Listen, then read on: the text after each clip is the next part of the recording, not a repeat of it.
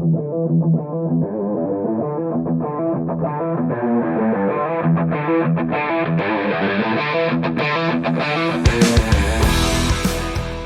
to the Automotive Diagnostic Podcast.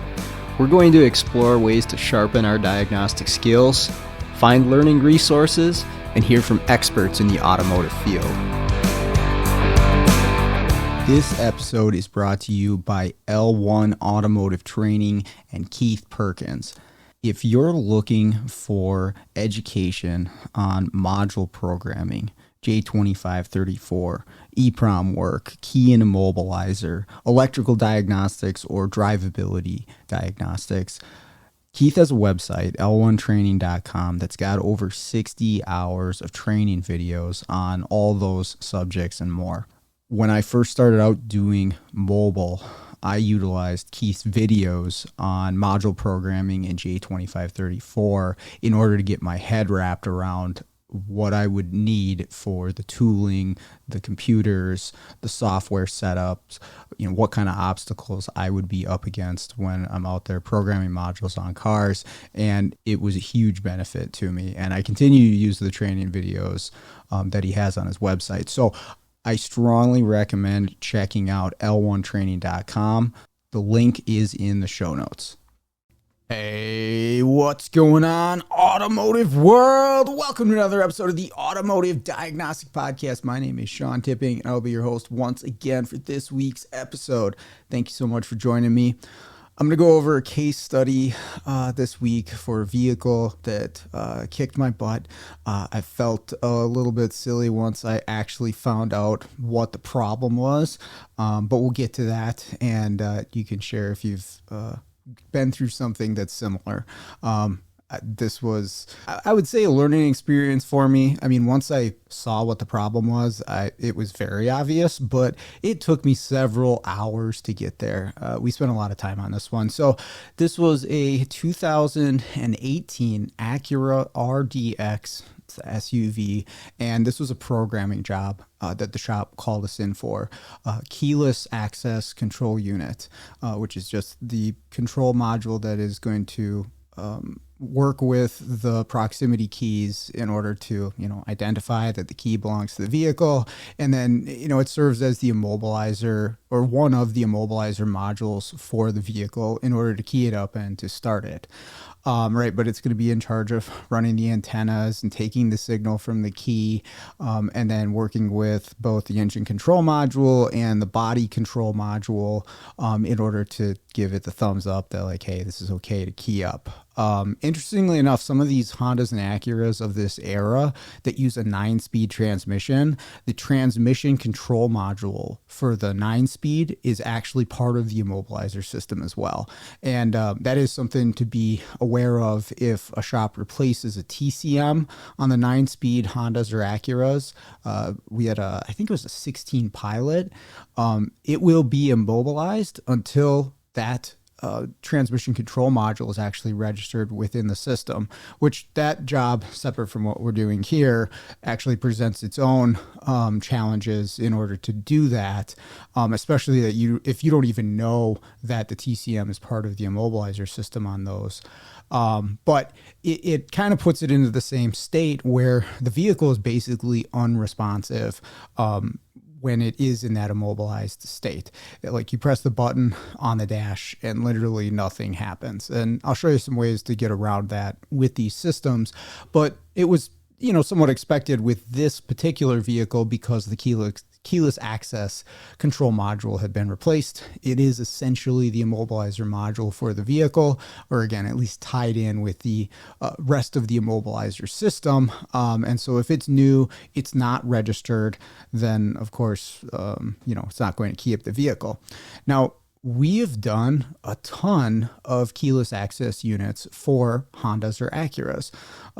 This is probably the newest one that we'd been called out for. Although now that I say that, we've done some CRVs that were pretty close to this year range as well. But we've done a lot of them, and we've been very successful because they really haven't been that difficult to register to the vehicle. And that's the process. It's not programming necessarily, although we group that, under the programming service that we offer. It's just registration, where really all you're doing is you're teaching in the keys to the keyless access control unit, and then you're going to initialize it or register it with the other immobilizer components on the vehicle, right? The engine control module, the body control, all that stuff. But it's a relatively simple process. And for all the other ones that we've done, we've been able to do this with aftermarket tooling, either with Autel or TopDon. One of those two has handled it for us for every single one that we've done up until this point.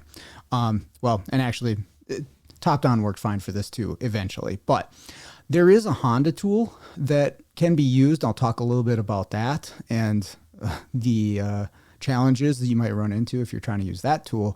But there is a Honda immobilizer tool that you do need your NASIF credentials for, in case you run into something where aftermarket tools won't meet the requirements of immobilizer, which on a newer Honda, that might be the case. You might have to go that route.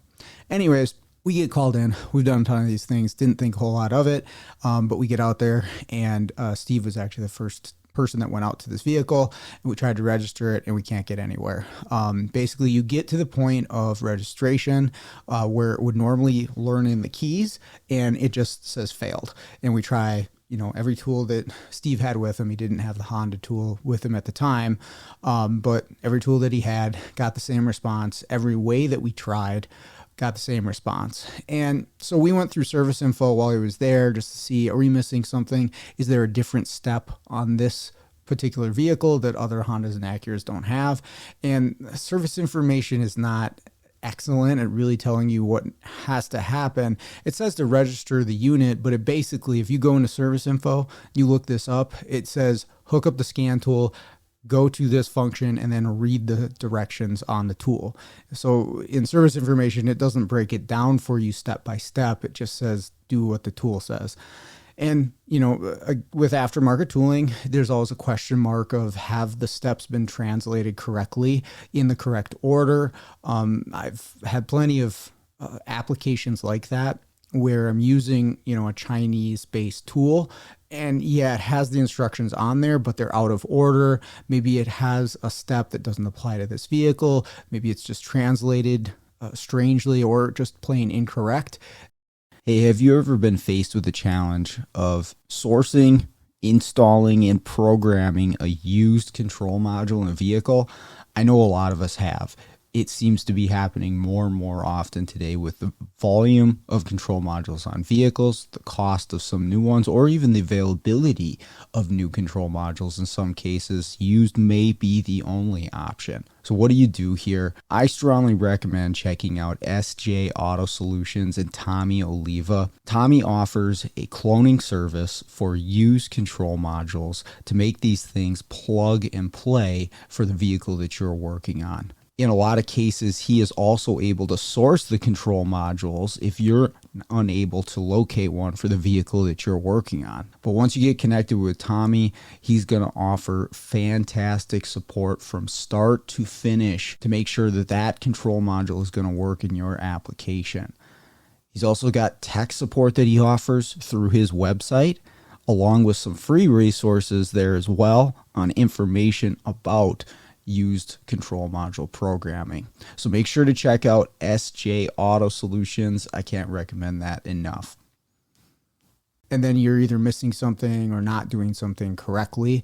One of the real common ones that I can think of is for Chrysler vehicles, where it's going to tell you to hold the smart key up to the button for particular like Dodge, Jeep vehicles, where the key actually needs to be is closer to the center console, because that's where the antenna that interacts with the key during the key learning is, right? And that's just a common thing that you would see on an Autel, that it's going to tell you to put the key in the wrong spot, essentially.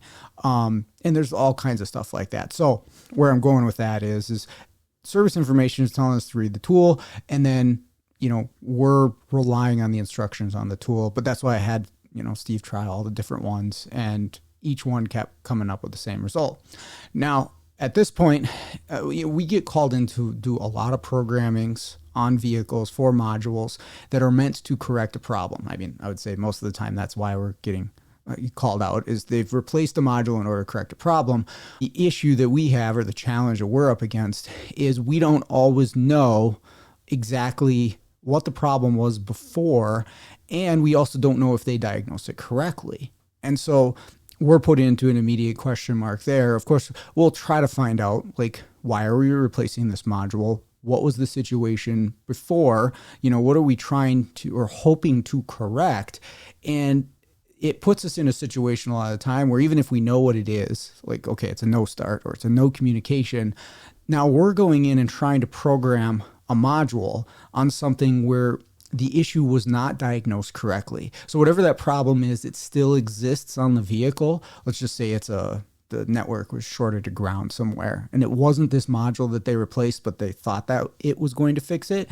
Well, now we're trying to program something on a system that is broken, and that whatever that, broken, however it is broken, that's going to prevent us from even doing the programming, let alone fix the original problem, right? So we're thrown into situations like that quite often. Again, why we try to figure out, well, why are we replacing this? What was the status before? And sometimes, and we'll do this here on this vehicle too, is we'll just install the old one to verify what are the conditions before this module is replaced, right? Did we have a lack of communication, with the old one, or is this module actually the problem, or is there another problem? That's what we're sometimes trying to figure out, because, again, trying to program a module that is disabled for a whole nother reason, we're going to be there all day trying to program this thing. But on this particular Acura, the vehicle ran, all the key functions worked correctly, all the proximity functions worked correctly with the original module. Key was good, vehicle started. The reason that they were replacing it, according to the shop, was a intermittent activation of the alarm system on this. That was their reason. Now, I have no idea if the replacement module is going to fix that or not, but it wasn't even something that was consistent. So you can plug in the original module, this thing keys up, starts, no problems. And we verified that. And so we know that, okay, something's going on with the programming, but what is it? Now, we also always want to ask, where does the module come from? Or where did you get this module from? New, used, remanufactured, online, special. Where did that thing come from? Because that also changes our approach to it as well. Like, maybe a used one can't be done in this application. Maybe you got the wrong part number. And that's true even if it is from the dealer, but at least if it's from the dealer, we have a better chance. And that is where they got this one from, was the dealership. So brand new part. I'll touch on the part number thing in a little while, but as far as we could tell, this is a brand new part. It should just work. We couldn't get it to go. I tried to help Steve out over the phone best I could, but we ran up against it. Now, the one thing that I did have him check was the key itself. If you have a tool like the Key Tool Max or Autel KM100, and I'm sure there's some other tools as well, they'll read the immobilizer chip that is within the key itself, right? Whether that be a blade key or a smart key, you can read the data. And a lot of these keys, when you read them, they will say locked or unlocked. Now, take this with a grain of salt, because just because a key says that it's locked doesn't mean that it can't be reused on a vehicle with if you replace the immobilizer module. But there are situations where if the key says locked, it will not work getting programmed in to a vehicle if you change over the immobilizer module. And one instance that we have run into quite frequently on this is Infiniti and Nissans, where a BCM is replaced. You also have to do the keys. The keys lock to one BCM, and that's it. They're not going to work in another application. I've seen that be the case with GM keys. I've seen that be the case with some Chrysler keys. It's not all of them. That's the tough part about it, is they don't all play by the exact same rules. And I've seen situations where I'll read, it says locked, but you can still train it into another module. So if you see that when you read the key, which I think is a useful tool, if you're going to do any immobilizer stuff, you should have something like a Key Tool Max or KM100 in order to read the data out of the tool, right? You can tell, is the chip correct? Is the chip reading at all? Does it say locked or unlocked? And there's a few other pieces of information that you get along with it too, like the actual key ID, which can be helpful if you're doing like board level work. But anyways, we read the key, it said locked. And so we were out of options of things to try anyways. And so I told him, I was like, let's just get a key, see if the customer has another one, but let's get a brand new key, because I don't think a second customer trained key that is also locked is going to help any. But let's try a new one and we'll see. So we order one, and we use Transponder Island right now. And depending on where you're located, you can get a key overnight, mailed to you for a very reasonable price. I actually really like their service, the speed at which you can get keys by. It's a fantastic resource for getting keys. So Transponder Island, check that out. But so we get a key for it, and then I go back the next day and I run into the same stuff that Steve ran into. And I brought a few more tools to try just to see, is this a tooling thing? And I tried every single aftermarket tool I had. I looked over the entire vehicle for like other systems that had codes that might be preventing this.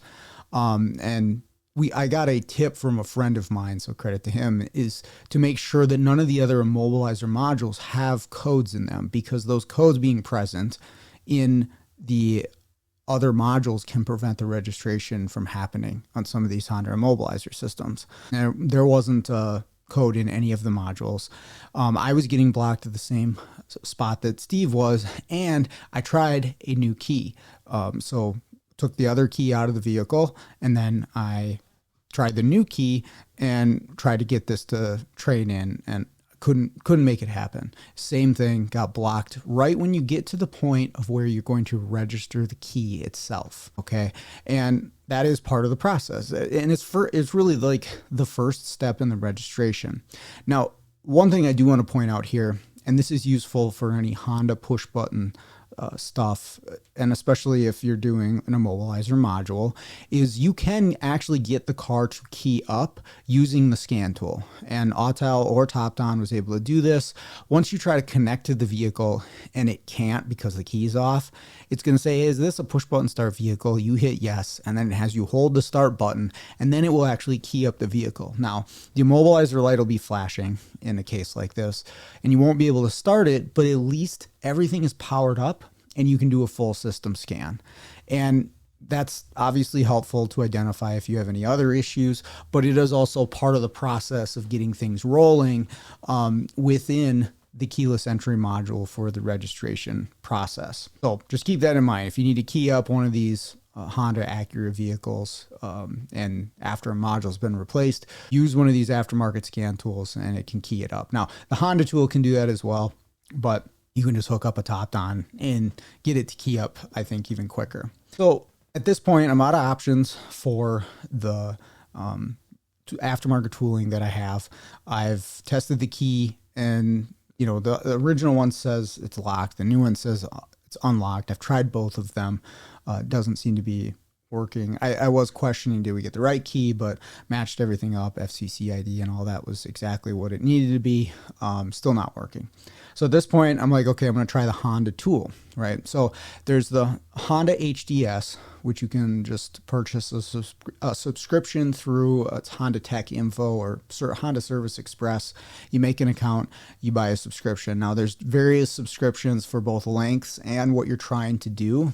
And if you're going to do immobilizer functions, there's a security professional one. You do have to be registered with NASTIF. It is going to ask for your credentials. But if you do that, then you can actually access the security functions of this. So you do that, you get set up with a short-term sub, open up HDS, and then you can open up the immobilizer tool for Honda. Now, there's a second step in order to make this happen, that you need to buy a Honda key code, which is an additional purchase. And then you're going to enter your VIN number, and it's going to give you a PCM code. And then you can enter that PCM code in order to get the immobilizer tool to connect to the vehicle. And I know that's a lot of steps, and I'll be honest, the website is tricky to use, but credit to PJ for helping me out through that. He's done a few more of those than I have, and he was able to give me some tips on it. So again, if you go to the Honda Service Express and you're registered with NASTIF, you have to buy the short-term sub for HDS under Security Professional, and you have to buy a key code, which then, giving it the VIN number, will then give you a PCM code, which you use to get in with the immobilizer tool. So if you need to go back and write those steps down, it's probably not a bad idea. But anyways, that's the path that I took in order just to get in with the immobilizer tool and run the functions that I wanted to run. So go in there and do this, and I get to the process where I'm registering the keyless entry module, just like I would be with the aftermarket tools, and it fails in the exact same place that the aftermarket tools did, in the same way. And that was very disheartening, because I was like, well, this is like something else is going on here. You know, I've got the factory tool. Essentially, I'm using a Cardac as far as the pass-through, but you know, I'm using the factory interface, and it is failing at the exact same place that the aftermarket tools are failing. And so at this point, we were looking closer at part numbers, and they actually did contact the dealer, and they said that it may be the wrong part number because there are various trim levels for these Acuras. And so they were going to look into making sure that this was the correct part number. And at that point, I was kind of out of ideas. I spent time on it there, reached out to some friends, kind of out of ideas on what to do there. And so I called it for that day, said, hey, we'll be back. That was actually a Friday, came back this previous Monday, and they did get a different part. They said, Acura said that there was a different part number for the trim level. And so that was actually, I was hopeful. I was like, well, maybe that was all this was. This is a wrong part number. And I'm just, beating my head against the wall because this part's never going to register correctly. Well, we go back through the whole same thing, and it is the exact same result with this different part number keyless entry module. So same failure at the same point. And I'm really determined to figure out what's going on here at this point, because there's got to be something blocking me that I just don't understand. I just don't know what exactly it is. And I'm thinking about the key specifically. The reason being is the point in the process when it fails is when I'm going to register keys. So at this point, I'm turning this more into a diagnostic to try to figure out, okay, well, why can I not register this key? And again, I looked at the key. Is this the wrong one? Is it the wrong FCC? No. As far as I could tell, the locked part of the original key didn't have anything to do with it. Even though it says that, I've just never had that be an issue with Honda. I couldn't find anything, documented anywhere that said these keys lock and you have to get new ones after replacing one of these units. So what I decided to do was turn this again into a diagnostic of like, okay, why isn't this key registering? And the reason I'm going that direction is, if you remember a case study a while back on a Malibu that we were doing a BCM on, we couldn't train the key in because the circuit to the backup key slot was disabled due to some pop that had been spilled on a connector. And that wasn't a problem until you went to register a key and you needed that backup transponder in order to do that, right? And maybe it's the same thing with this car. Now, the only thing on this car is the keys are registered by the proximity system, meaning that the low frequency antenna reaches out to the key, and then the key sends out the high frequency signal back to the keyless entry module in order to register. So we're not using a backup slot, but I'm going to go this way to see, like, is something in the system broken that wasn't obvious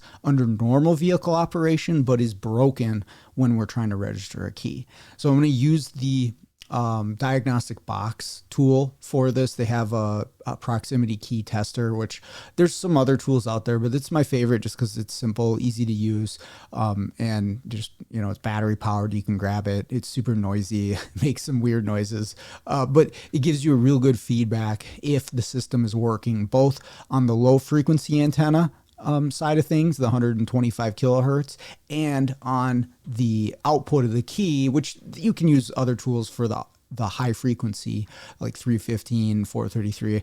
I want to say these keys were a higher frequency than that because they were remote start. But either way, I can measure that output with a Key Tool Max or something. But you can do that all with this diagnostic box proximity key tester. Okay. So what I'm doing is I'm just hitting the button on the start system, or, for the ignition start button to see, am I getting a response in the car, and what does it look like? How do these low frequency antennas look on the tool? And you're able to see that, okay, hey, it's reaching out for a key. It's reaching out for a key. And when I go through the process of actually trying to register a key, and I have this tool there, I can see the car is pinging, trying to find a key in the car. And I can see that there is an output from the key as this is happening. And so I'm like, okay, this like almost has to be a key issue. And so what I thought that I was going to try and do was make sure that my key was correct for the vehicle. And so I put the original module back in to the car, plugged it in. And I hadn't done this personally myself up until this point, but I wanted to see like, okay, is for sure everything working with the original module? And then can I register this new key that I have to it? Even if it disables this key and locks it, at least I can prove it's right for the car, and I'll get another one if I need to. But I got to try something here because it looks like it's looking for a key, but it's not taking the key's information. So I put the original keyless access module back in, and I'm able to key this thing up, start it with its original key that I have, that the customer gave me. Here's the key for the car. Okay. Now, what I was doing was I was taking the keys out of the car. I'm trying to actually walk through my exact thought process here. Oh, I was going to see first, okay, is the original key programmed to this car? Okay. And then I wanted to take that key out, have my new untrained key, and then just see how the car would respond, just to make sure like, okay, it's not going to key up. It's definitely programmed, to that original key. When I did that, I could still key this thing up, right? So original key that belongs to the car, I have it set like 10 feet away from the vehicle. And then I had my new key, which shouldn't be programmed to the original keyless access module. I could cycle the ignition, turn this thing on and off. I took my new key and I put that 10 feet away. I come back to the vehicle and I hit the button and I can key this thing up and I can start it. And I was like, well, maybe it's just a time delay. Sometimes if you cycle the key fast enough, even if it's not there, it'll still let you start it. I let it sit for like 5 minutes. I key it up and I'm able to turn the thing on and I'm able to start it with the key sitting 10 feet away from the vehicle. So at this point, I knew exactly what was wrong. And going back to the instructions and service information of, hey, follow the information or follow the instructions on the tool. The tool tells you during the process, you can only have one key in the vehicle while you're trying to train in keys. And that's true of Honda proximity keys. Okay. And I was, as far as I thought, right? Because I had two keys. I had the original, I had mine. I was only doing one at a time and I set the other one about 10 feet away from the vehicle. But there was another key in the vehicle and I had no idea. And now I know because I can key this thing up with the keys 10 feet away. I'm like, there's another one in here. And I look through the car and there is a key that was wedged between the passenger seat and the center console. It had fallen between the seats and there's a Honda Smart Key laying there. So I take that key and I put the original keyless entry module back in. I go through the process and now really I'm only doing one key at a time. I'm able to program it in no problem. It takes the keys. It takes all of the keys, the two originals and the new one, programs them in, no problem. So those keys don't necessarily lock, to a specific immobilizer module. I don't know, maybe they're locked to the VIN number. That I don't know. I didn't try them on a different car, but there can only be one key in there. And it was reaching out for a key. The problem was it saw two keys respond because the learning process on this and other Hondas, it's not the short range transponder like some smart key systems. It's using the RF output of the key and it's getting two of them. And again, it says in the process of the tool, you can only have one key in at a time or it's not going to work. And that's why it was failing for us. And I was not aware that there was a second key in this car, but there was. And how long it was there for, I have no idea. The customer was not sure. They said, hey, this is the key that we were given, the one key that I was trying the whole time. And maybe the driver of the vehicle didn't know that there was a key in there. Maybe they did. I don't know. But I wasted a lot of time before I figured that there was a second key in the car that was preventing me from doing this. So something to keep in mind, even if you're just trying to add a key to a car, right? This would have been an issue if I was just trying to do a regular key add, is, hey, is there a second key in the car? And, if you're not trying to register an immobilizer module, you could just take all your known keys out and see, hey, does this thing still start up or not? And that would tell you whether there's a key. But in a situation like this, where the module is not initialized, you'd have to have the original one back in there to even, determine that this is going on. Either that or, you could use like the diagnostic box to figure out, hey, there's a key responding to this thing when I hit the button or when I go to initialize it. But it was pretty goofy. I wasted a lot of time on it. Definitely learned something about the system and, something to consider when you're having issues with one of these. But I thought I'd share it on the podcast just because, that's something you definitely could run into. It's easy enough to have a secondary key in a car one way or another. And, maybe it's with a remote start system. Sometimes they'll have an extra key stashed somewhere under the dash or something like that. But that's where I'm going to wrap this one up. Hopefully you found that interesting. And I appreciate everybody listening. But that out of the way, let's get out there. Start fixing the world one car at a time.